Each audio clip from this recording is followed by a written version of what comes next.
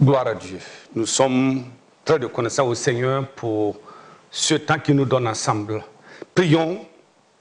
Papa, nous voulons bénir ton nom. Merci pour cette opportunité et merci pour ta grâce dans la vie de chacun de nous. Tu nous permets de te chercher et de te trouver. Nous prions et demandons que ce temps que nous allons passer dans ta présence soit bénéfique à chacun de nous. Et comme nous prions, et comme nous attendons que le ciel se mette en mouvement pour faire des choses spectaculaires qui vont changer toutes choses dans la conscience des hommes.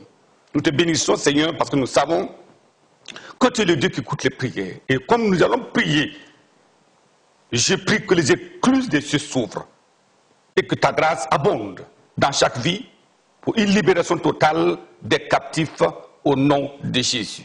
Père, merci pour la réponse. Au nom de Jésus, nous avons prié. Amen. Gloire à Dieu. Je vous souhaite la bienvenue à ce temps précieux que nous avons réservé pour le Seigneur.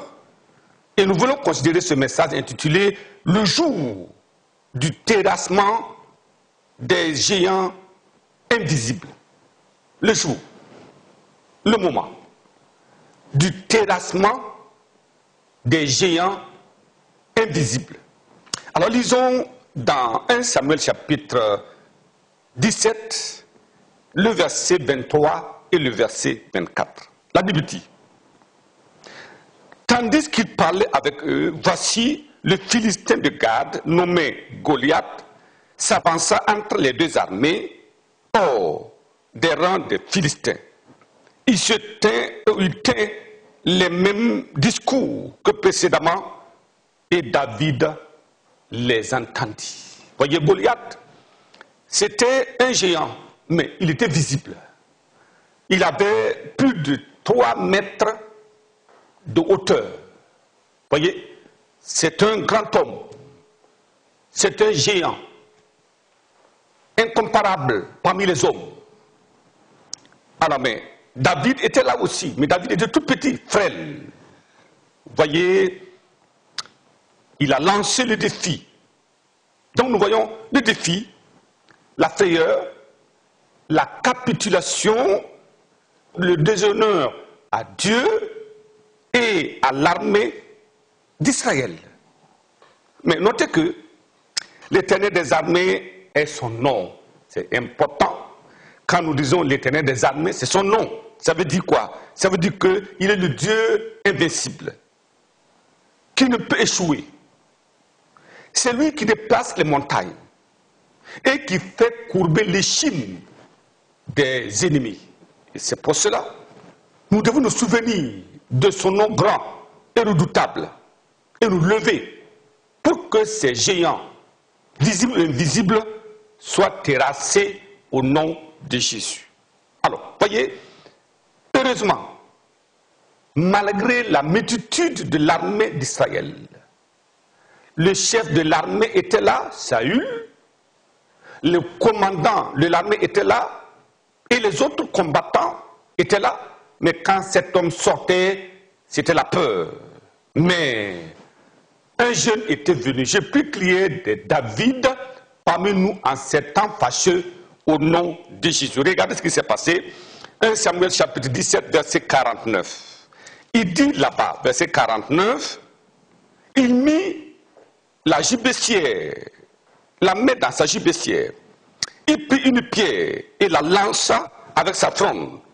Il frappa le Philistin au front et la pierre s'enfonça dans le front du Philistin qui tomba le visage contre terre. Gloire à Dieu. J'ai pris que les géants visibles et invisibles tombent au nom de Jésus. C'est tellement important. Nous voulons considérer ce message en 3 points. Premièrement, nous verrons les géants invisibles qui dictent leurs lois. Il y a des géants. Vous ne les voyez pas. Et vous croyez que c'est normal. Pourtant, c'est la loi du plus fort qui est dictée en ce moment dans la vie des hommes. Deuxièmement, nous verrons les gémissements visibles et invisibles des peuples assujettis. Voyez, il y a des gens qui pleurent, qui crient. Il y a certains qui ne crient pas, qui ne pleurent pas. Mais malgré tout ça, ils sont des gémir, sans le savoir souvent. Je prie que Dieu nous donne la compréhension en ce jour au nom de Jésus. Troisième chose que nous allons voir avant de prier, nous verrons la grande débâcle et le terrassement des géants invisibles par la puissance de la prière. La prière est l'arme la plus puissante que Dieu ait donnée à l'humanité afin de détruire toutes les œuvres du diable. Alors, voyons le premier point, les géants invisibles qui dictent leurs lois. Voyez, les géants invisibles sont non seulement difficiles à identifier, mais très coriaces. Très coriaces et complètement enragés qui veulent détruire tout sur le passage. Regardons Éphésiens chapitre 6, verset 12. Car nous n'avons pas à lutter contre la chair et le sang, voyez, mais contre des dominations, contre des autorités, contre les princes de la puissance des ténèbres, contre les esprits méchants dans les lieux célestes. Et souvent, mais on est là, on ne sait pas que l'ennemi est en train de combattre. Et on ne sait pas que l'ennemi est en train de remporter la victoire. Et souvent même on crie victoire alors qu'on est pratiquement terrassé. Je prie que Dieu ouvre les yeux des hommes, des femmes, des filles, des garçons, afin d'identifier l'ennemi invisible au nom de Jésus. Voyez, alors, ils maintiennent leur proie dans une ignorance aveuglante. Ils sont là, se disent libres, pas de problème, pourtant, ils ont des courbes, ou du moins, les chines courbées. Ils disent tout va bien, pourtant tout va mal. Je prie que le Seigneur nous fasse sortir de cette tromperie de l'ennemi au nom de Jésus. Mais comment le diable s'y prend-il? Oui, pour envoyer de tels géants dans la vie des hommes. Comment? Voyez, sa meilleure stratégie, c'est le lavage des cerveaux. Et ce que nous voyons aujourd'hui est très très important. Le lavage des cerveaux. Le lavage consiste à enlever ce qui est à l'intérieur comme principe et le remplacer par du faux. À ce moment-là, la personne croit au faux et jette ce qui est bon qui était en lui. Mais je prie, comme nous allons prier, que le Seigneur fasse des choses extraordinaires dans la vie de chacun de nous au nom de Jésus. Vous voyez, quand on vous dit l'huile de votre moteur, de votre véhicule est sale, qu'est-ce que vous faites? Vous avez dit, ben, il faut faire la vidange. Il faut enlever cette huile sale-là. Et alors, le mécanicien va desserrer les écrous, alors il va enlever l'huile, et par la suite, maintenant, il met une nouvelle huile dans le moteur. Mais sachez que si cette nouvelle huile qu'on vient de mettre dans votre moteur est mauvaise, alors votre moteur va cramer. Elle sera détruite. Et ça, c'est important. Et souvent, nous voyons l'huile nouvelle, mais c'est de quelle huile s'agit-il? Est-ce la bonne? Je prie que Dieu nous aide en ce moment. Voilà comment le diable fait. Alors, premièrement, le diable va sélectionner ses agents, et ces agents vont marteler aux oreilles des hommes que nous vivons maintenant au temps du siècle de la lumière. Tout est normal. Ils vont magnifier la prouesse de la science pour dire la science fait des choses et des progrès extraordinaires. Oui. Ils vont me dire que même ils peuvent rester à Washington et opérer un malade à Paris. Ça, c'est la science. Comment? Ça, c'est extraordinaire. Ils peuvent être très loin et même se regrouper et faire des réunions via certains appareils. Oui, c'est extraordinaire. Ils vont monter jusqu'à la Lune. C'est extraordinaire. Ils vont tenter de compter les astres et même la vitesse, la vitesse avec laquelle ces astres-là tournent. Ils vont mesurer la taille, etc., etc. La science a fait des prouesses. Ils vont élever la prouesse de la science. ce n'est pas tout. Ils vont faire quoi? Ils vont magnifier aussi l'indispensabilité des nouvelles technologies. Oui, parce qu'aujourd'hui, c'est impossible. Ils vont parler de la capacité illimitée de l'homme et de l'émancipation de la femme. Alors, la tête est ainsi remplie des choses nouvelles et on dit, bon, mais qu'est-ce qu'on avait? Ce qu'on allait est mauvais, il faut l'enlever maintenant, c'est trop sale. Voyez? Mais vous savez, c'est un véritable cocktail Molotov qui est en train de se préparer comme cela. Alors maintenant, une fois qu'ils ont préparé ce cocktail, prêt à être avalé, alors deuxièmement, qu'est-ce qu'ils font? De l'autre côté, ils vont traiter l'attachement à la vérité, l'attachement à la justice, l'attachement à l'intégrité comme la vision de l'homme primitif, non évolué, des ridicules et des attardés mentaux. Voilà. Tout ce qui est au centre de la vie de l'homme. Tout ce qui est la chose la plus importante, qui montre que l'homme est vraiment un homme intègre. Ils vont balayer cela en disant que c'est des conceptions erronées. Et donc, ce bruit va courir partout. Et les gens vont commencer à croire. Alors, qu'est-ce qu'ils vont faire? Alors, en ce moment-là, une fois qu'ils vont dire maintenant, de ce fait, alors la vérité imaginaire doit être supprimée de la pensée des hommes. Donc, il faut enlever ça. Ce n'est pas bon. Deuxièmement, la justice, une fausse conception des choses, doit être éliminée du comportement de l'homme. Donc, l'homme maintenant peut se comporter n'importe comment, parle pas de justice. Non.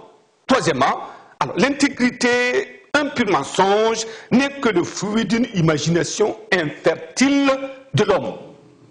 Et là, ça y est, c'est ancré dans la vie des gens. C'est une huile mauvaise. Ce que nous avions, notre conception, les principes que nous avions, les mœurs que nous avions, c'est mauvais. Il faut se vider de cela. Ensuite, ils vont dire, l'amour du prochain, un vain mot doit être remplacé par la loi de la jungle. Et c'est comme cela maintenant. Et on change tout. Et maintenant, ils vont dire, la Sainte Bible est qualifiée de fabrication des hommes dépassés des siècles des ténèbres. Donc, ce n'est pas la peine de considérer cela. Et à cause de cela, tout le monde abandonne ce qui est intègre, vertueux, et tout ce qui semble être les lignes directrices d'un homme normal. Alors, on se vide de cela. Et désormais, vous verrez que dans ces pays, soit développés, pas de droits de l'homme, pas de ceci, vous verrez que c'est là où le droit de l'homme est complètement bafoué. C'est là-bas que vous verrez que toutes ces abominations inadmissibles sont opérées. Alors, en ce moment, le vidange est ainsi opéré et le lavage des cerveaux est ainsi réalisé. Voilà les hommes du siècle des Lumières, sans Dieu. C'est ça. Sans Dieu, pas besoin de Dieu. Posez-le la question qui est devant. Oh, mais Dieu, c'est... Je ne sais pas, on a entendu parler, mais... Qui est Jésus? Oh, un homme de bien, ou un homme qui est mort à la croix, ou un homme qui a vécu, ou bien c'est un certain prophète. Ils ne savent pas de quoi il s'agit. Un siècle sans Dieu. C'est cela. Sans la parole de Dieu. Ils ne connaissent pas la parole de Dieu. Et voilà pourquoi les églises se transforment en maquis, en bar et en bistrot. Tout le monde déserte. Personne ne lit la Bible. Personne ne cherche ce que c'est que la vérité, la justice. Non, ça ne veut rien dire parce que c'est de l'huile mauvaise, sale, qu'il faut enlever de la conscience des hommes. Et ils sont arrivés à balayer tout cela. Terminé. Alors, maintenant... Alors, c'est un des hommes sans vertu et qualifié du maître du monde et du maître de son existence. L'homme devient le maître du monde, il devient le maître de son existence, il peut décider de qui doit vivre et de qui doit mourir. Ils s'en foutent. Ils sont puissants pour fabriquer des armes dans la méchanceté, pour détruire le prochain, mais ils sont incapables de faire le bien. La science est incapable de faire le bien parce que le mal est ancré dans le cœur de l'homme. La méchanceté est arrivée à un point de non-retour.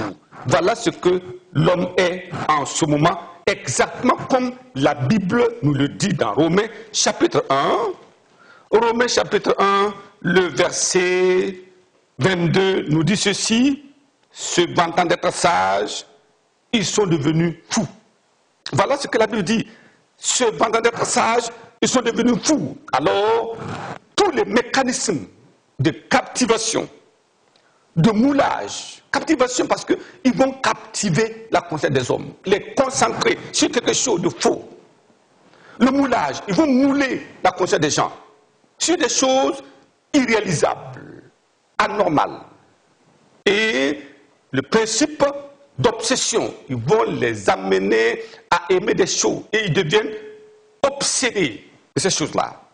Alors, toutes ces choses seront activées dans la conscience de l'homme. Alors, les jeux, les amusements malsains, les habillements immoraux, voyez, ils vont parler de mode, de défilés de mode, qui montrent la nudité et qui font du n'importe quoi. Ils vont fabriquer tout un ensemble de choses et les hommes et les femmes se retrouvent maintenant dans une mondanité exécrable et ils se disent non, tout va bien. Non, tout ne va pas bien. Il y aura la multiplication, il y a la multiplication des centres de perversion. Ils se sont lancés dans le remplacement des lois restrictives. On dit non, comment? L'homme est libre. Quand on parle de la liberté, ça veut dire qu'il peut faire n'importe quoi, aller n'importe où. C'est ça qu'il parle de la liberté de l'homme. Non, l'homme n'est pas libre de faire le mal. Mais la liberté octroyée à l'homme aujourd'hui l'amène à faire le mal sans aucun regret, sans peur, sans crainte, parce que les lois restrictives ont été changées en des lois permissives. C'est cela.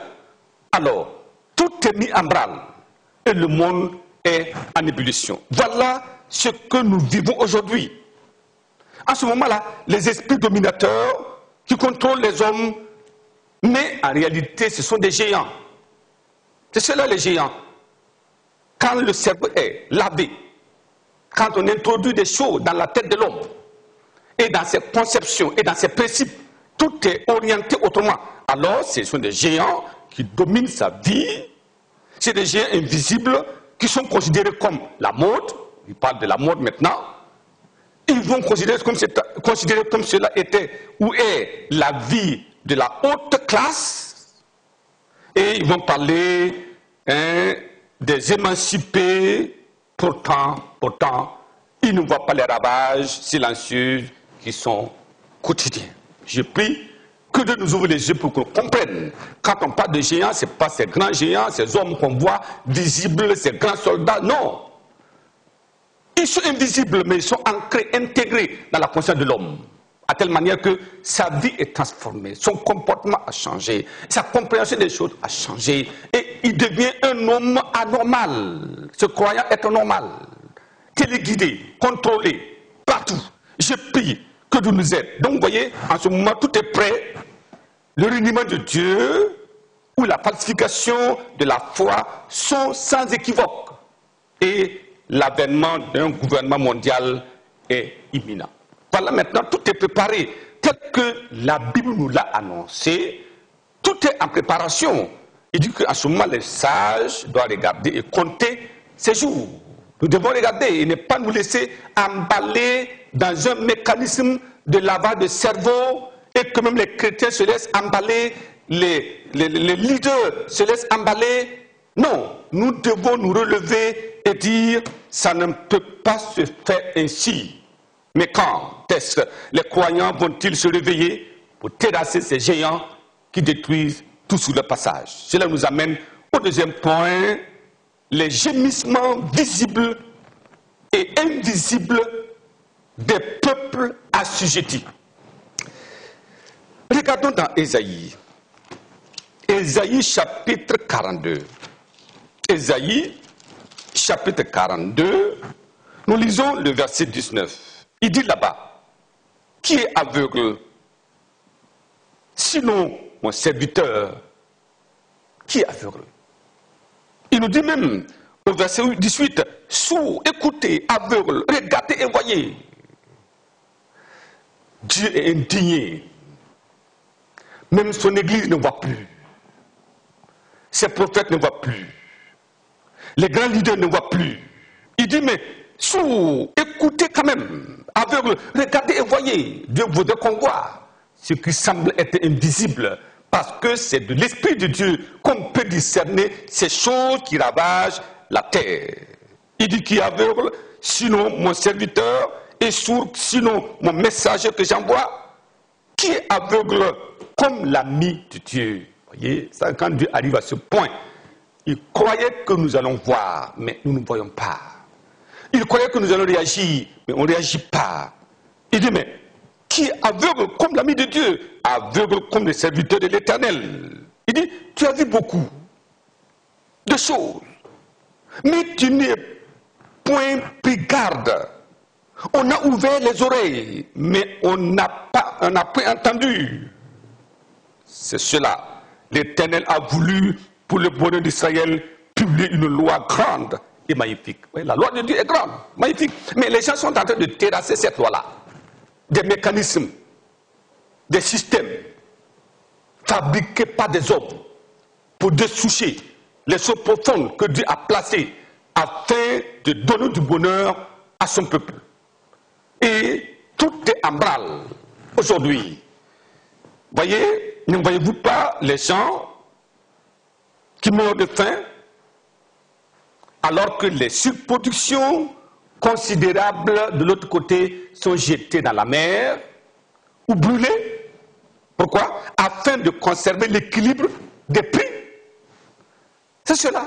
Et pendant ce temps, dans les confins là-bas, dans le nord là-bas, dans l'est là-bas, et même dans quelques encablures, vous verrez que les gens meurent, ils veulent seulement avoir un grain de maïs pour manger. Ils veulent avoir la seule ration alimentaire, mais ce sont des quantités considérables qui sont dirigées vers la mer, jetées là-bas. Et vous voyez, même la nourriture des animaux domestiques, si cela était orienté vers l'Afrique, la faim allait disparaître. Mais pourquoi?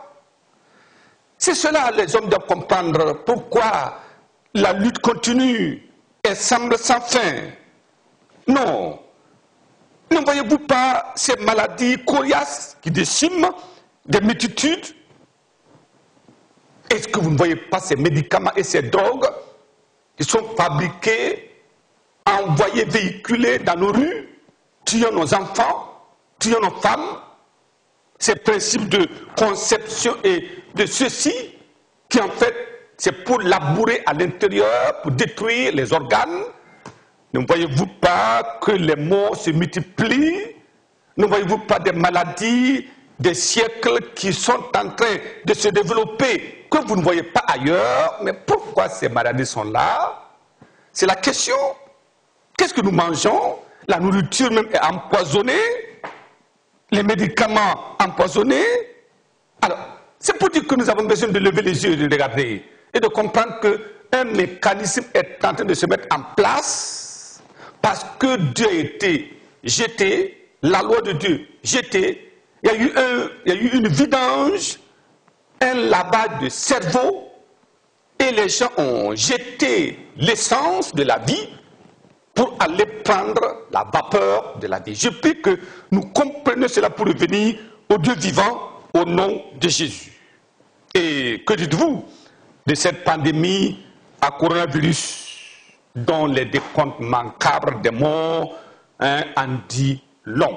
Je prie que cela suscite dans la vie des hommes de Dieu, des femmes de Dieu, comprendre qu'aujourd'hui, nous devons revenir à l'intégrité dans la marche avec Dieu, à la considération de la totalité de la parole de Dieu et à l'équipement des armes de Dieu et aller affronter l'ennemi face à face, permettre à Dieu de changer les circonstances. Je crois qu'aujourd'hui, comme c'est le jour du débâcle, du terrassement de l'ennemi, Dieu nous donne la victoire au nom de Jésus-Christ. Y a-t-il encore quelque chose à faire? Oui, certainement. Troisième point. La grande débâcle et le terrassement des géants invisibles par la puissance de la prière. Oui, la puissance de la prière. Mon frère, ma soeur, cher ami, monsieur, madame, croyez à la parole de Dieu. C'est l'arme la plus redoutable que les canons ne peuvent pas détruire.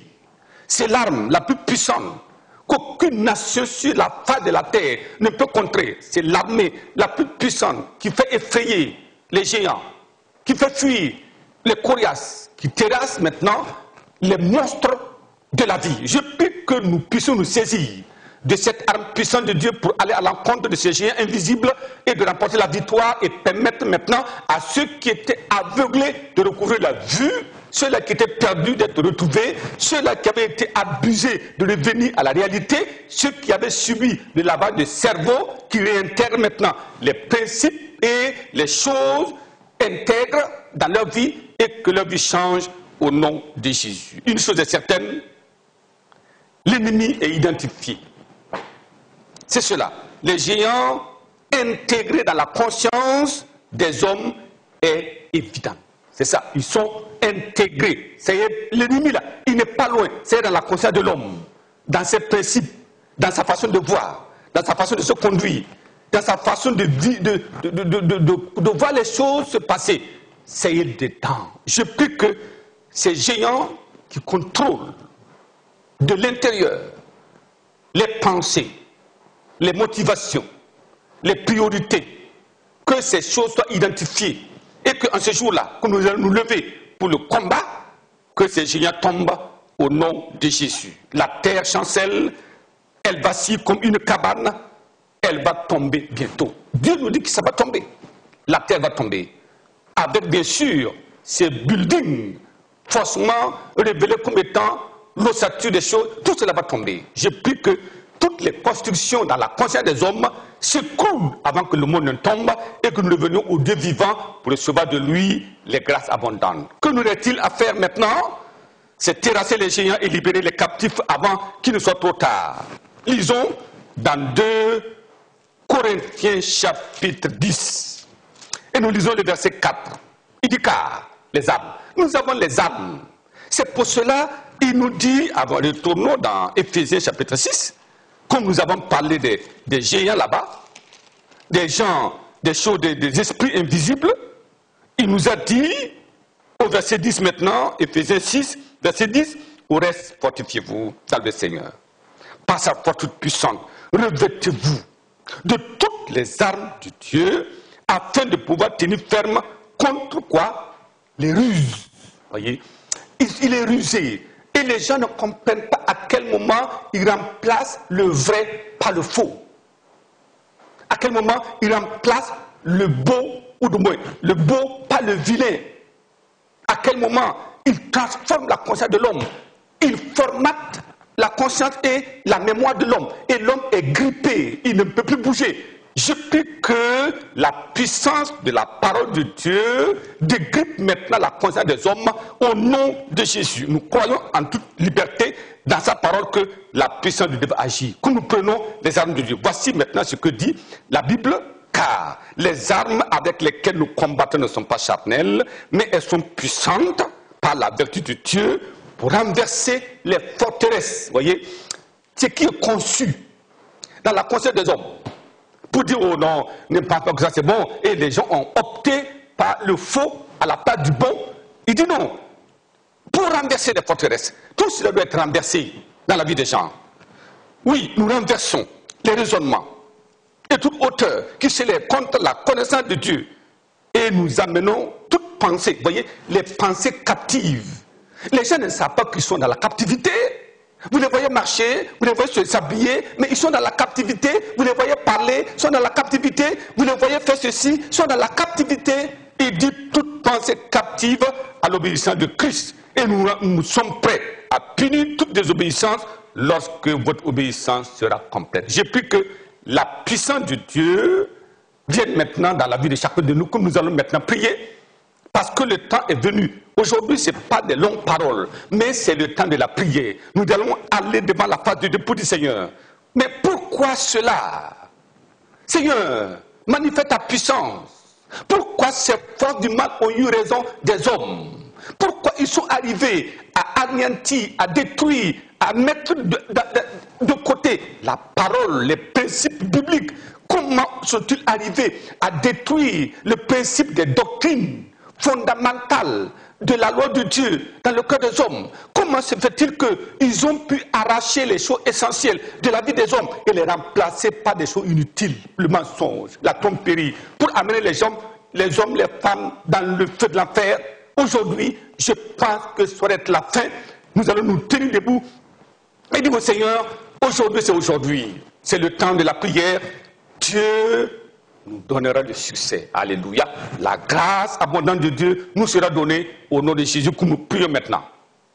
Prions et demandons à Dieu en ce moment de se manifester puissamment dans notre vie. Élevons la voix et parlons à Dieu. Donc aujourd'hui c'est la prière et nous laissons chacun de vous prier jusqu'à ce que les géants dans notre conscience, dans notre cœur, soient totalement terrassés et que la vidange qui avait été opérée en levant les choses essentielles pour mettre du superflu, que les choses essentielles reviennent.